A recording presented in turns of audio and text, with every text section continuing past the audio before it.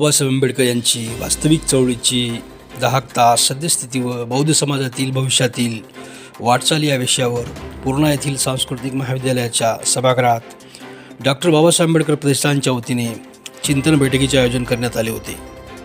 या बैठकीच्या अध्यक्षस्थानी ज्येष्ठ विचारवंत प्रगतदादा कांबळे होते, तर प्रमुख पाहुणे म्हणून प्राचार्य संघमित्रा गुणारकर, प्राचार्य प्रदीप रोडे, प्राध्यापक डॉक्टर नीता गायकवाड, डॉक्टर सिद्धार्थ जोंधळे, प्रज्ञाताई गायकवाड, वैभव मुनेश्वर, प्राध्यापक रत्नाकर लांडगे, ॲडव्होकेट सीमा भालेराव, प्राचार्य धुमाळ सर, प्राचार्य पंडित रणवीर, मुख्याध्यापक सत्यनारायण रणवीर, राहुल वाकळे, हनुवते, धबडगे साहेब, डॉक्टर संदीप जोंधळे, श्यामसुंदर वाघमारेसह आदींची उपस्थिती होती.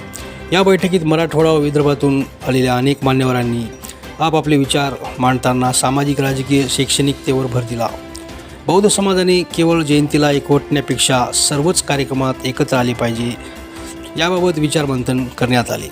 कार्यक्रमाचे आयोजन सांस्कृतिक महाविद्यालयाचे प्राचार्य डॉक्टर केशव जोंधळे यांनी केले होते, तर सूत्रसंचालन म्हणून श्रीकांत हेवळे यांनी केले.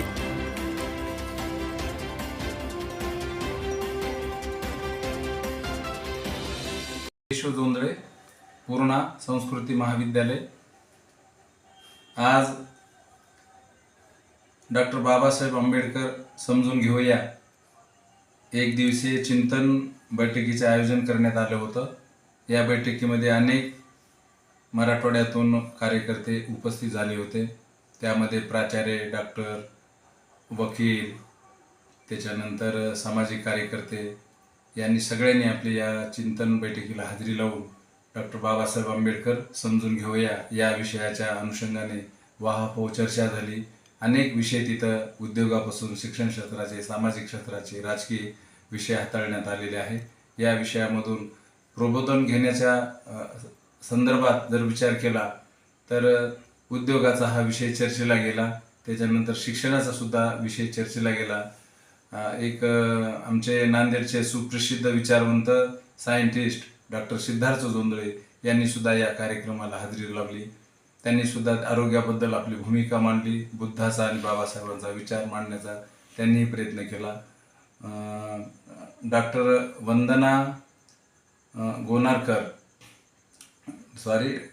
डॉक्टर संघमित्रा गोनारकर, प्राचार्य सावित्रीबाई फुले महिला BEd कॉलेज और नांदेड यांनी सुद्धा आपल्या विचाराचं मंथन करून उद्योगाबद्दल माहिती दिली. या बैठकीचे अध्यक्ष प्रकाशदादा कांबळे यांनी समाजाचा एकूण आराखडा घेता अध्यक्षीय भाषणातून विविध प्रश्नांना त्यांनी वाचा फोडली. या बैठकीचं फलितच म्हणजे बाबासाहेबांचा विचार हा तळागाळातल्या लोकांपर्यंत पोहोचला पाहिजे, हा एक त्याच्यामागचा उद्देश होता. याच्यानंतरही अशाच प्रकारचे चिंतन बैठका, बाबासाहेबांच्या विचाराची चळवळ सातत्याने डॉक्टर बाबासाहेब आंबेडकर प्रतिष्ठान याच्या माध्यमातून आम्ही सातत्याने घेणार आहोत, प्रबोधन करणार आहोत. अनेक गरिबातल्या गरीब शेवटच्या माणसापर्यंत जाण्याचा प्रयत्न या माध्यमातून आम्ही करणार आहोत. म्हणून या चिंतनाचं फलित एवढंच आहे की बाबासाहेबांचे विचार हे शेवटच्या माणसापर्यंत पोहोचले पाहिजे, हा एक मानस ठेवून आम्ही ह्या बैठकीचं समारोप झाला. बैठक चांगल्या पद्धतीने उत्कृष्टरित्या पार पडली. आणि आपल्या समाजातील जी मुलं आहेत फक्त नोकरीच्या पाठीमागे लागली आणि आता नोकऱ्या त्या प्रमाणात राहिल्या नाही. प्रत्येक क्षेत्रामध्ये खाजगीकरण झालेलं आहे आणि म्हणून आपल्या तरुणांना नोकरीच्या पाठीमागं न लागता छोटा मोठा त्याचा उद्योग सुरू करावा आणि हे सुरू करत असताना समाजातील प्रत्येक लोकाला विश्वासात घ्यावं. आणि समाजाचं एक कर्तव्य आहे की नवीन ज्यावेळेस एखादा उद्योजक समाजामध्ये निर्माण होतो त्याला पाठबळ देण्याचं, त्याला सहकार्य करण्याचं काम समाजानं जर केलं तर भविष्यामध्ये आपले तरुण यशस्वी उद्योजक होतील. अन्यथा आज ग्रामीण भागामध्ये, शहरा भागामध्ये प्रस्थापितांच्या पाठीमागं फिरणारे तरुण आपण बरेचसे पाहतो, कारण त्यांच्याकडे काही काम नाही आणि काम नसल्या कारणानं कुठून काही मिळतं का याच्यासाठी आशाभूतपणे पाहणारे काही तरुण आहेत. आणि तरुण मंडळी फुले शाहू आंबेडकरांची विचारधारा सोडून एक वेगळ्या विचारधारेच्या पाठीमागं लागून की आपलं वैयक्तिकरित्या आपल्याला काही करता येईल का यासाठी प्रयत्नशील असतात आणि याला कुठंतरी आपण सांघिकपणे प्रयत्न केले तर ही चळवळ पूर्ण महाराष्ट्रभर गेली पाहिजे आणि जाणं काही अवघड नाही. आणि फक्त आपण आपल्या बौद्ध समाजाचा विचार न करता डॉक्टर बाबासाहेब आंबेडकरांनी आम्हाला डिकास्ट व्हायला सांगितलेलं आहे की तळागाळातील माणूस असेल, जो वंचित असेल किंवा जो 85% समाज आहे, या 85% समाजाला घेऊन आपल्याला प्रत्येक क्षेत्रामध्ये काम करावं लागेल.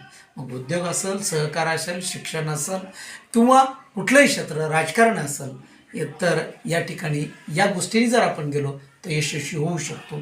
एक काळ असा होता की आम्ही पूर्णपणे नकारार्थी बनलेलो होतो, पण मान्यवर कांशीराम साहेबांना जाती तोडो समाज जोडो हा नारा देऊन भारतात 4,500 किलोमीटर सायकलवरती प्रवास करून बहुजनांना एकत्रित केलं आणि ज्या ठिकाणी आम्ही एक आमदाराची अपेक्षा करीत होतो अशा ठिकाणी आम्ही तर आमदार निवडून आणू शकलो नाही, पण मान्यवर कांशीराम साहेबाच्या प्रयत्नातून UP सारख्या कर्मठ राज्यामध्ये बहुजन समाज पक्षाच्या आदरणीय बहीणकुमारी मायावतीजी 4 वेळेस मुख्यमंत्री झाल्या.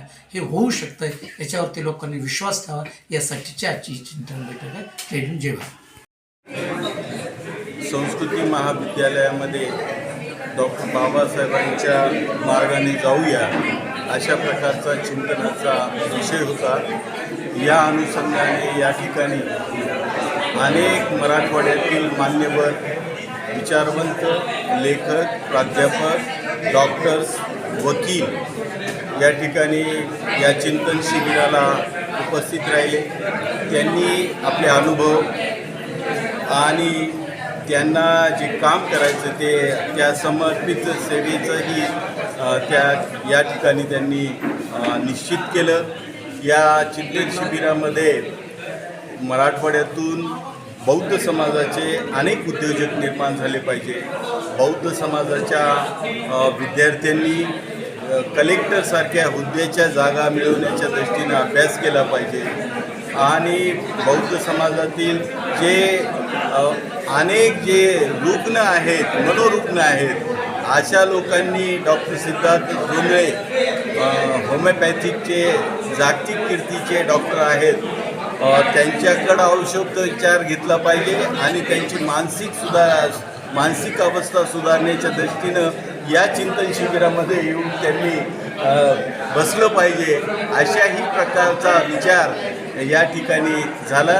या चिंतन शिबिरामध्ये डॉक्टर सिद्धार्थ जोंधळे, या चिंतन शिबिरामध्ये प्राध्यापक प्राचार्य रोडे सर, सायंटिस्ट आमच्या ॲग्रिकल्चरमध्ये असणाऱ्या गायकवाड मॅडम, प्राचार्या गोनारकर मॅडम, मला सगळ्यांची नावं माहिती नाहीत, तर ही सगळी प्रामुख्यानं या चिंतन शिबिरामध्ये सहभागी झाली आणि त्यांनी अत्यंत खुल्या अंतकरणाने आपल्या भावना या ठिकाणी व्यक्त केल्या आणि सर्वतोपरी समाजामधील दुर्लक्षित जो घटक आहे त्याला न्याय देण्याच्या दृष्टीनं, सहकार्य करण्याच्या दृष्टीनं, मदत करण्याच्या दृष्टीनं या चिंतन शिबिरामध्ये त्यांनी आपली मनोगत व्यक्त केली.